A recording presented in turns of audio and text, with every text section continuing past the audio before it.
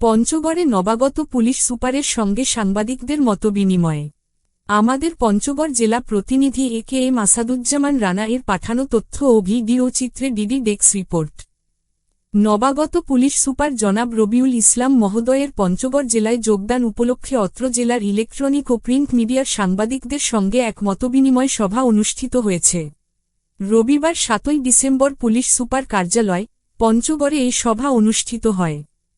সভায় নবাগত police super সাংবাদিকদের সঙ্গে পরিচিতি পর্বে অংশ নেন।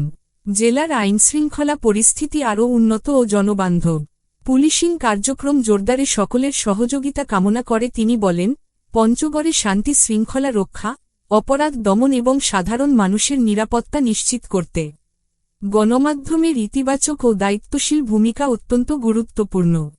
পুলিশ সুপার জনাব মোহাম্মদ রবিউল ইসলাম জানান, স্বচ্ছতা, পেশাদারিত্ব ও জবাবদিহিতার মাধ্যমে জেলার পুলিশ প্রশাসনকে আরও কার্যকর করে তোলার লক্ষ্যে তিনি কাজ করবেন। এই সময় সাংবাদিকদের বিভিন্ন প্রশ্নের উত্তর দেন এবং গঠনমূলক মতামত গুরুত্ব সহকারে বিবেচনার আশ্বাস দেন। সভায় জেলার বিভিন্ন প্রিন্ট ও ইলেকট্রনিক মিডিয়ার প্রতিনিধিরা উপস্থিত ছিলেন।